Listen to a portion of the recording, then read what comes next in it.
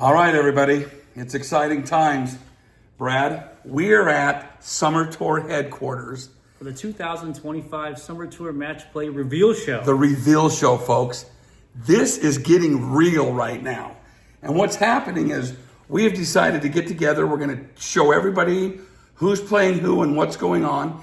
Starting this week, where, Brad? At Eagle Mountain. Eagle Mountain. Eagle Tough Mountain, course. 11 o'clock tee times start. Might be a little hot. It's going to be a lot hot. Move the tees up to about 6,300, playing from the green. Still a pretty, pretty big slope there, so shouldn't be much of a problem. Right. Let me tell you, this year's been a fun year. You know, we got 16 guys this year, and you know how many signed up this year for this? 16.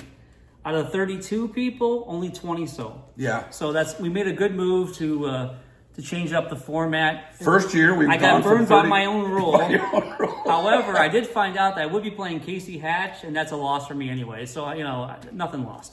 Well, let me tell you, it's exciting. We're going to be at a very tough course for week one. We've got a full field. But what we're going to do today is we're going to roll everything out, let you see who's playing each other. We'll make a few predictions, see how they work out. And then next week, we'll follow it up and go from there. So let's get started. All right, Brad, let's start. We got the, see what's going on there. We kind of have the pods there. That's going to be the pairing.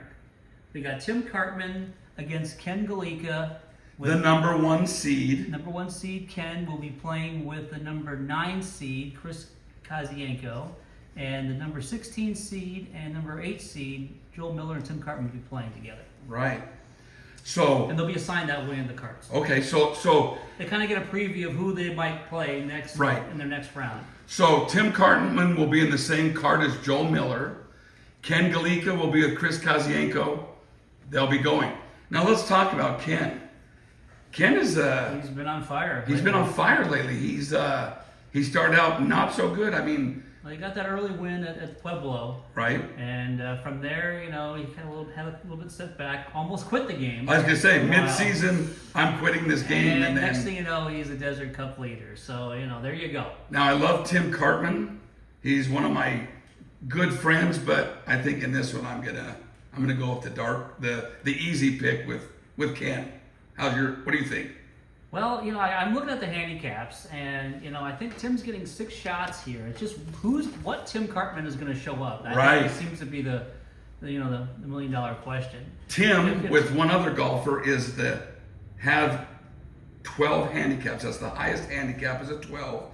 The other one would be me. The cat's out of the bag. Oh, Mike Horsley. Mike Horsley. Yeah, but 12, I just think the way Ken's been playing, it's going to be a hard out. He enjoys match play. He gets in people's heads sometimes. It should be interesting. I'm going to go out on a limb and think that my brother's going to pull it out. And little brotherly love there. All right, let's talk. But he has to win outright because in this format, the seed that is the better seed gets the automatic win on a tie. So let's talk about that real quick. In the event of a tie, the higher seed wins. So, lower seeds. In my eyes, that's the lower seed, but whatever. Yes, it's all I get semantics. It is semantics. So if lower Tim gets the and Ken tie, Ken moves on automatically. That's correct.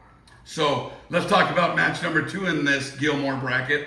We got Chris Kazienko at number 9. He is a 1 handicap versus Joel Miller, a winner out of GCU just a couple weeks ago. A number 8 seed and a 10 handicap. Yeah, so they're getting 9 shots out there in Eagle Mountain. Wow, that's a lot. And Joel Miller doesn't lack for distance. Not at all. So he'll be right out there with Chris. So it all comes down to the short game, I think. And I don't know. I really can't make a prediction in this one. I'm thinking it's going to be super close. It is. This is going to be down to the. Since our team's tied, Joel's team's tied a bunch of times. This might go down to a tie and then an actual win for Joel Miller in this case because he would be the 8th seed. I like how we skated by that one. Okay, Brad. Here we go. We're in the Gilmore bracket, the lower bracket. We start out right here with the number 5 seed playing number 12. And of Playing course, number 12. and all these matches will go consecutively too. So these guys will all be going on around the same time, pretty early in the event, probably around 11:15 through about, I'd say about noon. So Okay. What do you notice about this bracket, Brad, that just makes it kind of a little fun to see? The Chorley brothers. The Chorley brothers of Jordanton. What are the odds that would happen? Right? Well, I don't know, but listen, Andrew at the 13th seed versus Jonathan, who has a win this year on tour at our first major out there. He beat me, the big turkey. Yeah, Wickenburg. Yeah. At Wickenburg Country Club.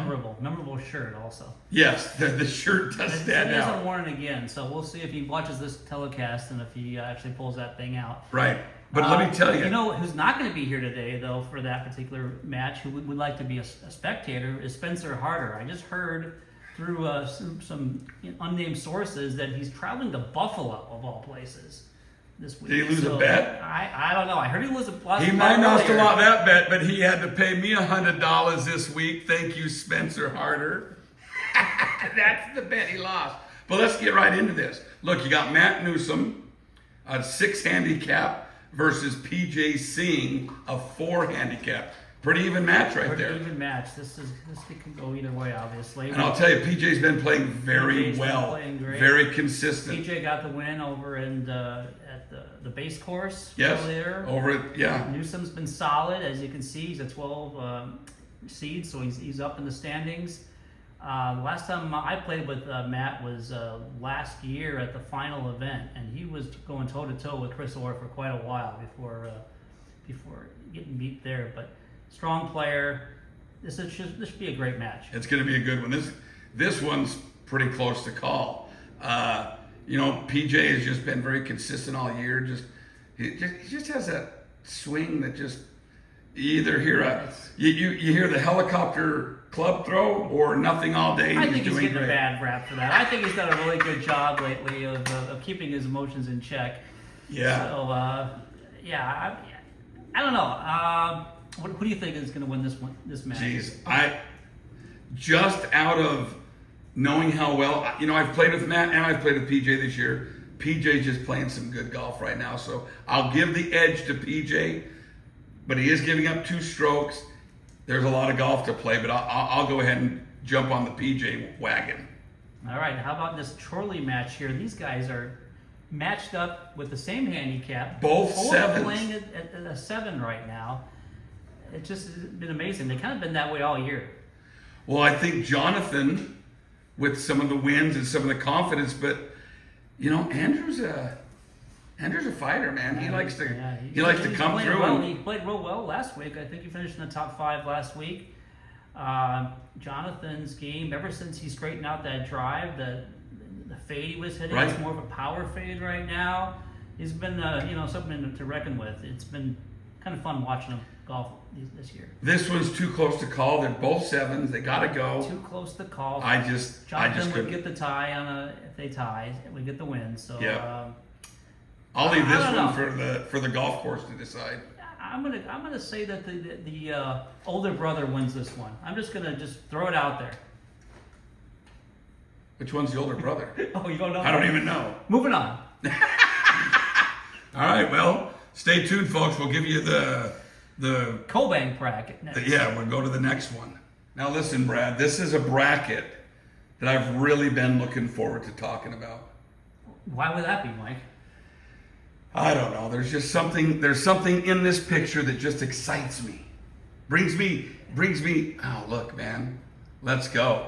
We've got the number 2 overall seed who just 2 weeks ago was number 1 seed. The number 1 seed, got passed by Ken. And it's only what is it? 10 or 8 points? Just a few points. Doesn't matter. It's listen, I played with Kevin at out there in Fountain Hills at the Sunridge Canyon. Mm-hmm. Boy, he played good. He made the cut. He did what he needed. But he always makes the cut. Listen, you've got the number 2 Kevin Hall, a 1 handicap versus number 9, a 9 handicap in the 15 seed, Rob Reedy. Now, if you remember, Reedy lost in a playoff hole to his good friend Danny Jean out there at Cortabella. I remember that. I was there. He absolutely shit the bed on that number 18, that playoff hole, but that's for a whole nother story for a whole nother day. But this is going to be a good match. I mean, that's a lot, 8 strokes. That's a lot of strokes. There's a lot of really good players out And when there, Rob Reedy is hitting him straight and going like he does, he gets that cigar going. Choo choo. Could be tough. But yeah, listen, that's how these things normally go. You're like, well, you can talk up all the reasons why you think Rob's going to win, and he certainly could.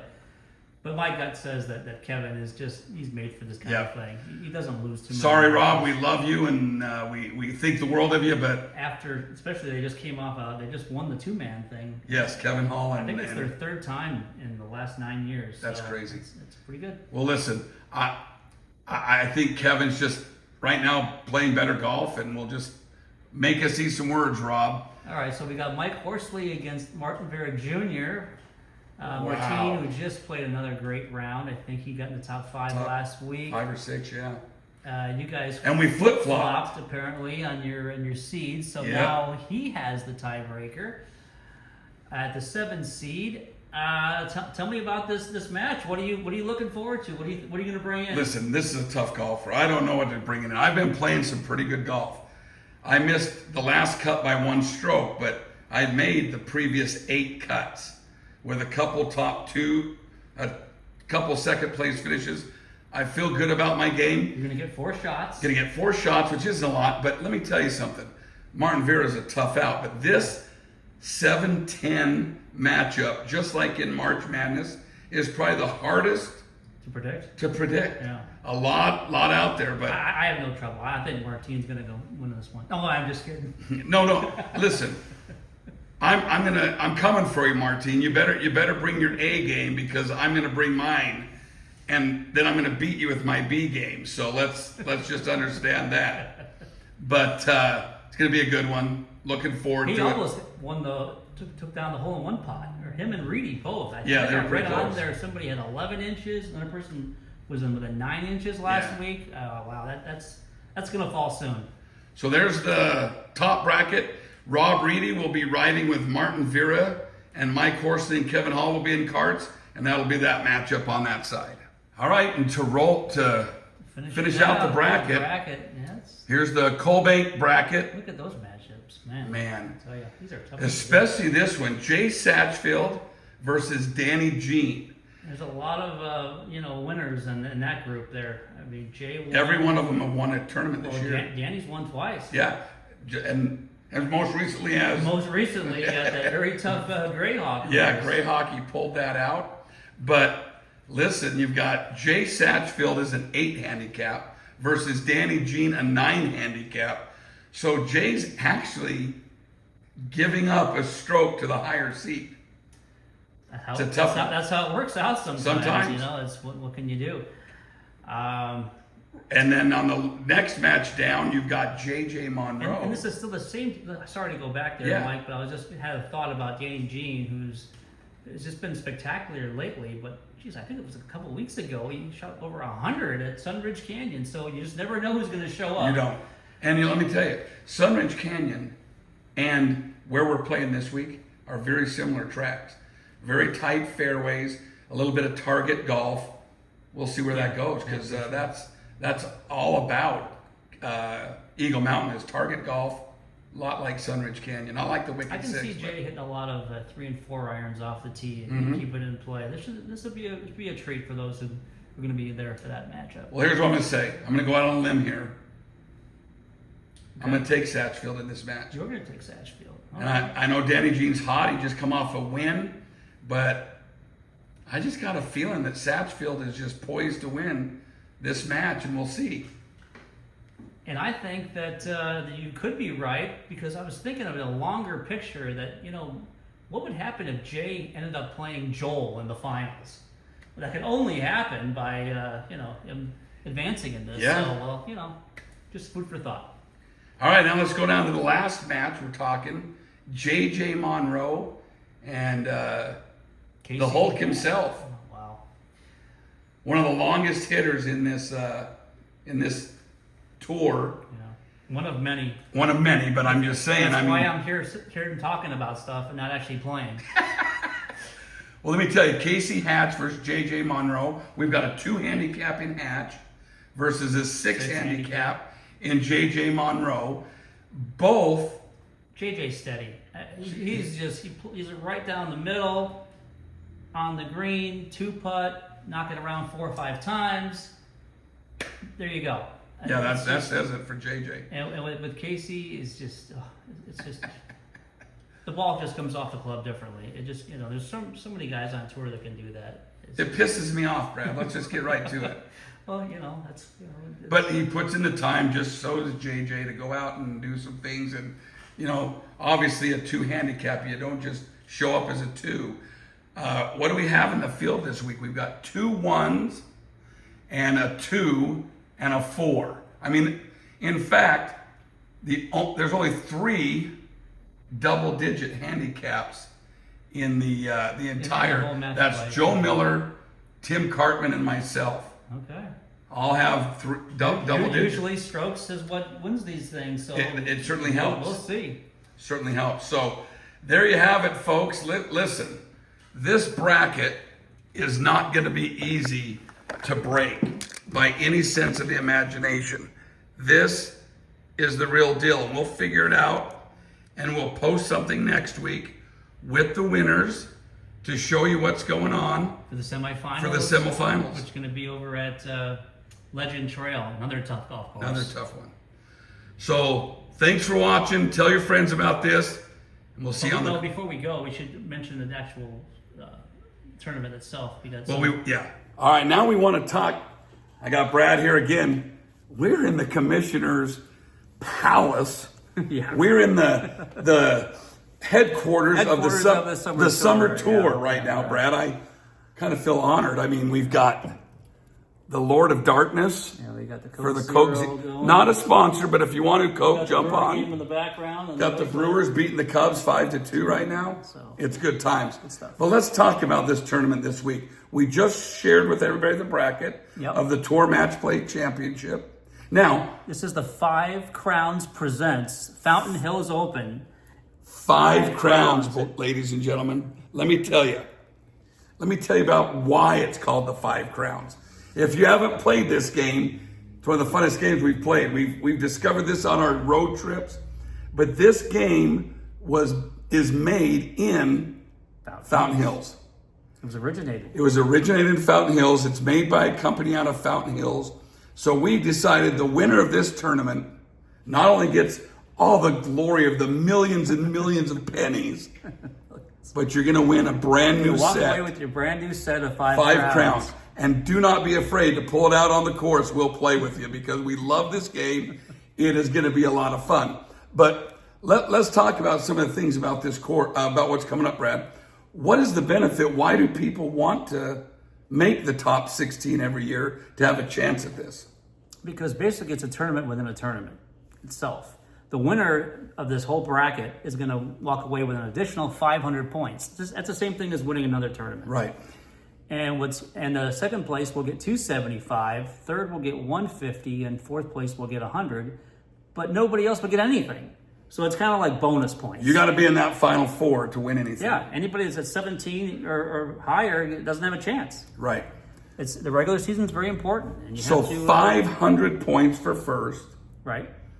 275 for 275. second. 150 for third and 100 for fourth. So listen, this could really be a way to jump in this 16. You're that winner, and if you win another tournament and this within this, that's 1,000 points. End up, becoming summer tour champions. Right. It's really right here. And here's what we want to talk about as well. Listen, this has been for the last, as long as I can remember doing this, Brad, as long as I've been the tour, it's always been 32 until this year, because we had trouble getting 32 people to commit. It's a lot of logistics. It's, people can't make it. They're there one day, can't be there the next, can't make it up during the week. It's just.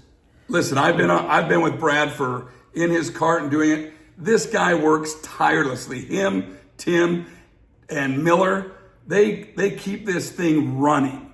And you guys understand, Brad's getting ready to tee off, and you've got a problem. You're texting Brad, and he's going to. So this year, it hurt him because he's the 16th seed right now. Who is? Or 32nd seed, I mean. Sorry, 32nd 30th. seed. 30th. But Don't sell me short. I'm the 30th seed. your height has nothing to do with what seed you are. But I have no listen, listen. He cut himself out this year doing 16. All 16 this year committed. Makes it easier. But look, let's look at it next year. We're going to revisit it after this year. It'd be nice to get 32 again. It would be, because you'll have a chance at a 32 to do that same 500 points and do some things. It doesn't cost you any more to be in this. It's just the kind of a reward for doing well this deep in the season. And committing, basically. Right. Showing up every week. Right. And we're going to have a great time. We start at Eagle Mountain. Then we go over to Legend Trail. Right. Then our finals. Then we go, the finals are at the Point. At the Point. And I love the Point. I hope I get there. But it's just a lot of fun, guys. Have fun with it. Tell your friends. Check if you see this. Call your buddies. Tell them to get on the site so they can see this. This will be posted on the YouTube channel, and we'll go from there. But I don't want to. We forgot something I want to share with everybody before we go, Brad. What's that?